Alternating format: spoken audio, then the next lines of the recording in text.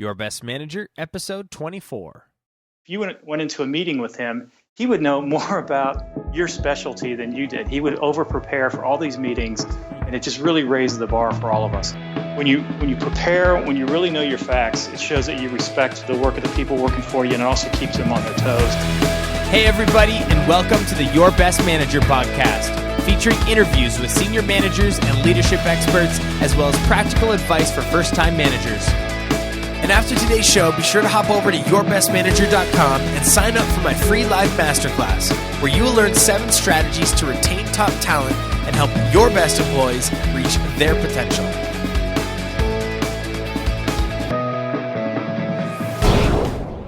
All right, it is time to start thinking inside the box, everybody. This is Jamie Newman here, and I'm excited to be joined by Victor Prince today. Victor, how you doing? Good to hear you, Jamie. Oh, good to have you, Victor.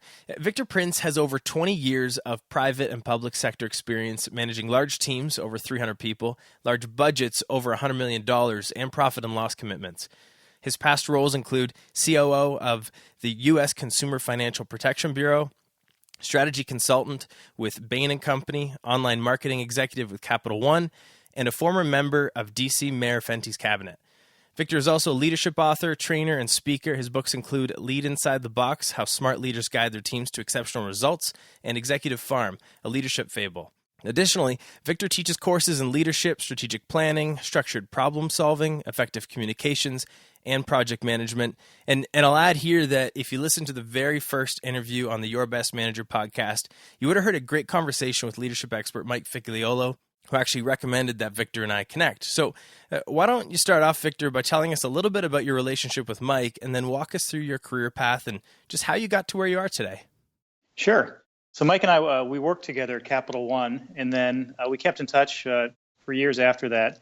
And then when I kind of came up with a book idea, I bounced it off him because he'd published a successful book before then, and we ended up co-writing it, and kind of the rest is history. So Mike and I continue to work together with his company, Thought Leaders, which is the training company that he set up and delivers all kinds of wonderful training to clients. Nice. And so how did you, I mean, obviously through the bio and the introduction I gave, you've done a lot of really cool things throughout your career, but how exactly did you get to where you are today from where you started?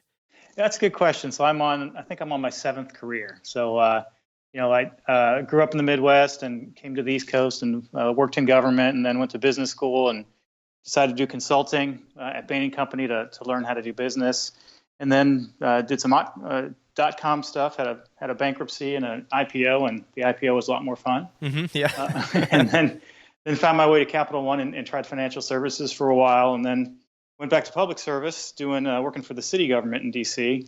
And then when Elizabeth Warren decided to start up the Consumer Financial Protection Bureau, I was part of the team that joined her to help her build that bureau. And then my latest career, the lucky number 7, is this being a leadership author and trainer, which is a lot of fun. Well, congratulations on building a successful career, Victor. I'm sure the variety of experiences that you've had have kind of shaped you into who you are as that leadership consultant, right?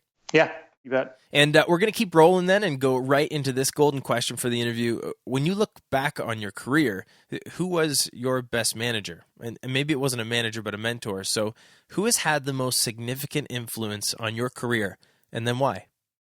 Yeah, that's a great question. For me, I've been blessed to have a lot of great managers that I've worked with, but probably the person who stands out the most is a guy named Dan Tangerlini. Mm-hmm. And I worked with him when I was working for the mayor of DC. Dan was the deputy mayor who was kind of the COO of the whole city. So that was the city government's about a $10 billion local, state, and county government all rolled into one. And Dan kind of was the right hand man to the mayor during that time. And he was just a remarkable guy that I learned so much from, and I keep in touch with today, as he's kind of a mentor to me. What do you think made him different from some of the other supervisors that you've worked with before? With Dan, I think it was the 2 biggest things I learned from Dan are this idea of competence and confidence. So with competence, Dan he's a super smart guy. He also happened to go to Wharton, and I tracked his career before I even met him because he was kind of a famous guy. He ran the subway system in D.C., and after working for the mayor, he went on to be Assistant Secretary of the Treasury, and then President Obama asked him to run the GSA after that. So I've been following Dan's career and this idea of competence and confidence. So Dan he's one of the smartest guys I've ever met. But beyond that, he was the most prepared person I've ever seen at work. So he would, once again, he had to have knowledge about, there were about 80 agencies in the district government with all the functions, police, fire, all the way to roads and human services and all that. So, but he had to know, if you went into a meeting with him, he would know more about your specialty than you did. He would over prepare for all these meetings, and it just really raised the bar for all of us. So that I was really impressed, and that lesson went with me as well, which is just when you prepare, when you really know your facts, it shows that you respect the work of the people working for you, and it also keeps them on their toes to set a pretty high bar. Yeah, and I mean, when you think about something like confidence, there's nothing worse than walking into a meeting unprepared, or walking into anything unprepared. It's amazing the confidence that you get just from being ready and just knowing your stuff. So I think it's a good point to bring up. Yeah, and then so Dan also taught me a lot about confidence too, which is, when the more senior you get, the more the decisions get a lot harder. They're not as black and white because those all get resolved at the lower level. So he taught me a lot. As long as what you're doing is right and you can explain it, to the public or to a court or whatever. If you know what you're doing is reasonable and right, then really go for it. So it's the worst thing you can do as a leader is do nothing. So it's much better to kind of quickly do something and figure out if it's right or wrong. But if you know that you're right, just go for it. Yeah, nice. Well, obviously, in your role right now, in your career right now, you do consulting and you help people be better leaders. You help businesses be better businesses. But I'm sure it wasn't always that way. Maybe you could tell us maybe a story or even a commonality of some of the biggest challenges or the biggest challenge that you faced when you were just starting out as a leader. But what was the biggest challenge you faced? I'll tell you a story about when I was working with Dan in the city government in D.C. So every 4 years, Washington, D.C. hosts a presidential inauguration. And it doesn't matter which party is winning or losing. The city has to be a good host to make sure that the people who come have a safe and enjoyable experience. So we happened to be there in January 2009, which is when President Obama had his first inauguration. And that one was by far the biggest of any. We estimate there was about 1.8 million people who came. And that was probably one of the largest gatherings in U.S. history anywhere. Yeah. So with that, we had to throw out the, just kind of throw out the old playbook and start from scratch with everything and just to scale up that level. But then, so we were all working, 110% across the whole city government. And then we got a curveball thrown at us kind of at midway, which was we got some rumors that basically every charter bus, these big Greyhound-sized buses, pretty much every charter bus east of the Mississippi was coming to D.C. at the same time for the event. Right. And it was going to be, if we didn't figure out a way to handle it, there would have been tens of thousands of people who'd come from long distances who would never even have made it into the city, let alone into the event, just because of the security zones and physically being able to park or transport that many people. Yep. So we had kind of a crisis brewing on our hands that we had to figure out how to handle that. So this is once again working with Dan Tangerlini and a lot of great folks in the district government. We kind of came up with a radical plan, which was we had to just kind of rethink all the basics, and instead of having people go to the metro stations, the subway and Metro N, which wasn't possible, we had to figure out a way we ended up shutting down huge sections of streets in Washington, D.C., deploying the National Guard and turning those into bus parking lots so people could actually walk from the streets into the event. That was is a really creative solution that we had to do. And so we ended up doing it. It was all hands effort. We had people out at midnight kind of directing buses into these parking zones and all that. And the neat thing was not a single person missed the event. No one got lost. Everyone made it. So it was a huge success. Yeah, I'm curious though, when you come across a challenge like that, those aren't things that happen every day. How do you, as a leader, how do you even prepare for something that you don't know is going to happen? Or how do you prepare for that curveball without, I don't know, freaking out as soon as something changes from your original plan? That's a great question. So, just to give you an example from that story. So when we heard the rumors that all these buses were coming, so we kind of had a point there, which was if we were going to deal with this, we had to do some really radical things. But the first thing, and this is where a guy like Dan helped out. He's like, well, let's verify this. So I did a bunch of research to try to say, well, how can I verify if all these buses were coming? And then he had a neat thing for me. He's like, well, just ask them. He's like, there's gotta be some, there's probably a federal agency that regulates buses. They probably have everyone's, email address, and they're probably going to be really eager to do anything they can to help out an incoming president. Mm-hmm. So sure enough, we found that. There's an agency like everything that regulates charter buses, and they helped us out right away. And we emailed all these buses, and by gosh, all the bus companies were really good. They emailed us back and told us they were coming, and we were able to communicate the plan to them. So it was, Dan was always good about just questioning assumptions and making sure that you go get data to prove stuff before you kind of make some big changes. Yeah, I'm wondering if you were to go back in time there for yourself, would you do anything differently? I mean, as you said, everyone made it, so it sounds like there wasn't a flaw. But did you act fast enough, or is there anything that you'd change from that story? Probably the biggest thing I would change from that story was I was kind of the point guy in the command center during most of that week.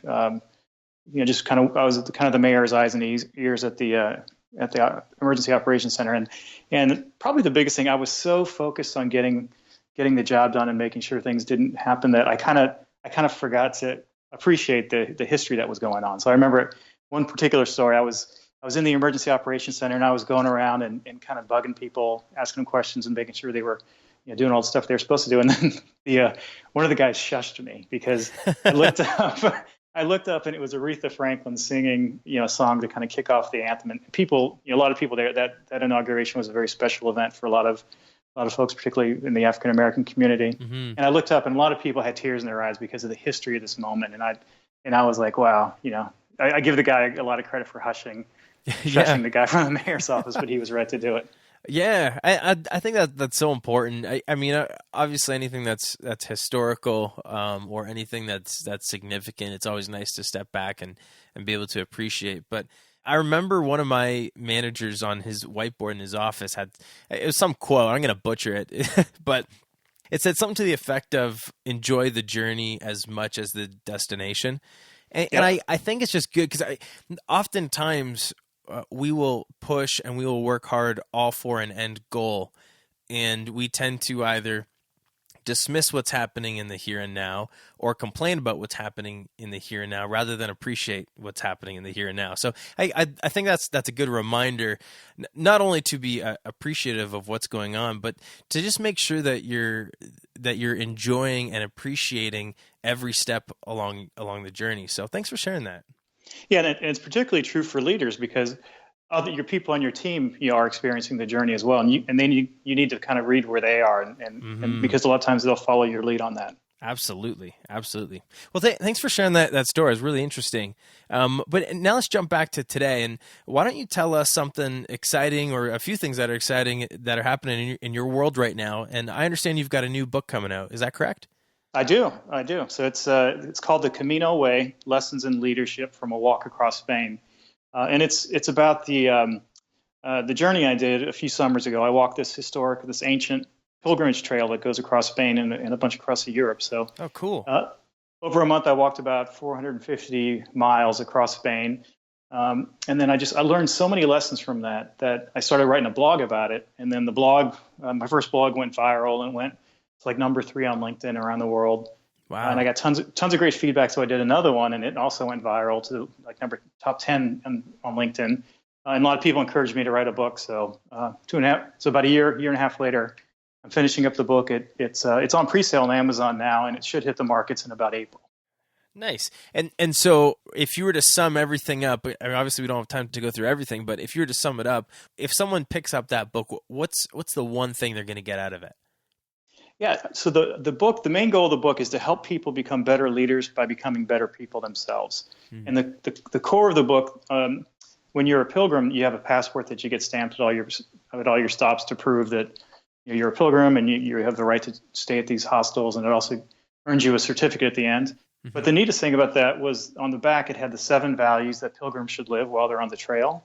And then for me, those values were so powerful. I thought these are just common sense leadership values. So that's kind of the core of the book. So it's Nice. how to apply these in your everyday business world. Awesome. That does sound exciting. So, and I'll make sure that I put the link to that in the show notes for the episode from today, which should be. So when's the book coming out again?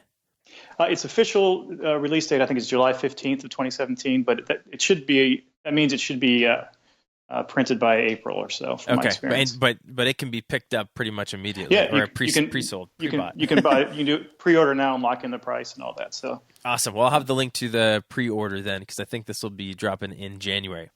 Excellent. So I'd like to ask you, something we talk about on every single show is the importance and the value of personal and professional self-development. And I mean, obviously the journey you were just talking about was really critical in your own development. But I'm wondering if you could tell us maybe some other things that you've done throughout your career to ways that you've invested either time or money into just being a better you, a better professional, a better leader. Yeah. So, as I mentioned, I've had about 7 different careers, and one of the things I've done intentionally is I've taken a lot of breaks in my career. So when I'm between jobs, I'll schedule like a 3 or 6 month hiatus, and I treat that like a job. I say, you know what, I want to do something in this time to make me grow, be a better person, be a better leader. So these are the times when I do these adventures, like doing the Camino. I've biked across Europe. I've done a lot of different things like that, and it's good for 2 reasons. When you schedule in that time between jobs and take some time off for yourself before starting a new job, not only it enables you to have time to do some really big things that you can't do while you're working full time, but it makes you be sharp, because that means you have to go out and kind of get yourself hired again. So you've got to it gives you a chance to reset and think about, all right, what job do I want? What career do I want to go into? How do I make sure I'm marketable to do that? Because you got to interview, and it's a big risk to leave a job without having another one lined up, but it keeps you sharp, and it enables you to do a lot of things. Yeah, that really resonates with me, because I walked away from my career pretty much. I was 8 years with one company, and in August of 2016, I just walked away. I didn't have another job, but I had some ideas. But the first thing I did was I went to Uganda for 2 weeks, and then I spent some time with the extended family traveling, and really took the month of August and September to just recharge, refresh, and just be like, what do I want to do? And I, as much as there's a little bit of, hey, I wish I started this business, Your Best Manager, earlier, but at the same time, I started it almost at a running pace, because I took that time to reflect and to plan and to think. And so I agree. It has kept me sharp, because when you're facing that type of risk, you really got to step up your game so that the reward is there for the risk, right? Yeah, so absolutely. Yeah, the key thing is, because we all have breaks in our career, whether they're planned or not, but the key is to treat those breaks like a job. Have a goal, have a idea in mind. All right, I'm going to do this for a month or 2 months or whatever, and treat it like a project or a job. Yeah, and that's kind of what I did. I was like, by the end of September, I need to figure out what I'm doing. There was a defined, I was working. It was funny, because I'd try and explain to people what I was doing, but I probably came across like I was doing nothing. I was like, I'm traveling or whatever. But there was, I was spending 8 hours in my office working, even though I wasn't working, Yep. Like, there were very intentional things. I was treating it like a job. So I think that's some great advice you've shared, Victor. Great. By the way, this is something I want to talk about when we're talking about self-development and leadership. A little bit about the book Lead Inside the Box, because aren't we taught to think outside the box? I didn't get a chance to ask Mike Figliolo this, so I wanted to ask you. Yeah.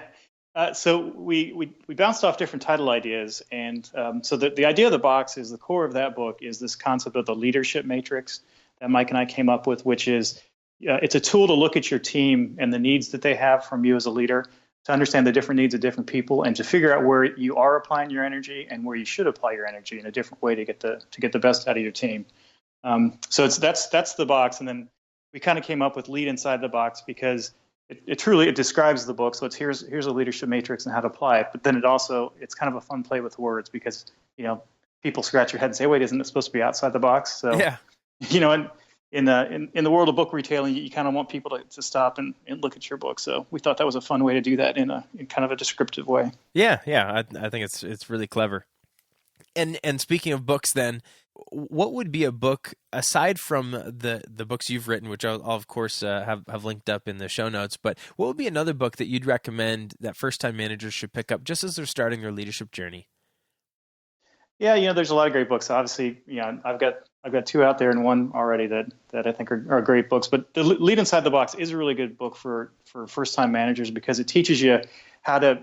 A lot of first time managers make three common mistakes, which is they spend their time with their people in what I call the peanut butter approach, which is they just spread it evenly across, which is not not necessarily the right thing. Or some people play favorites, or some people just kind of go where it's easiest to lead folks. So the book teaches managers how to avoid those three pitfalls and be much smarter with their time. So that's the plug for my book. And the other book that the books that I give out, a lot of times I give out People the Goal by a guy named Elliot.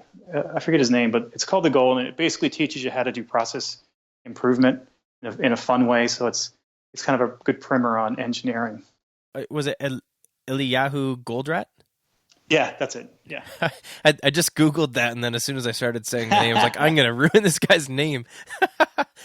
Yeah, so that's a class. So I give that book out a lot, and then the other one I give out is the 10-Day MBA by Steven Silberger, which is just a good overview of the basic things that an MBA gets. Again, I'll link up all those books in the show notes, and I want to actually go back and maybe talk another couple minutes about those three pitfalls, because I think that's brilliant. Because I remember, or I shouldn't say I remember, but when I was leading people, I always felt obligated to do that peanut butter approach that you talked about. How does a new manager actually avoid it? Because I understand the problem you get into. I mean, you need to spend time where people need time spent, but there's a fear as a leader that, well, if I spend 20 minutes with Sally, isn't John going to want the same 20 minutes?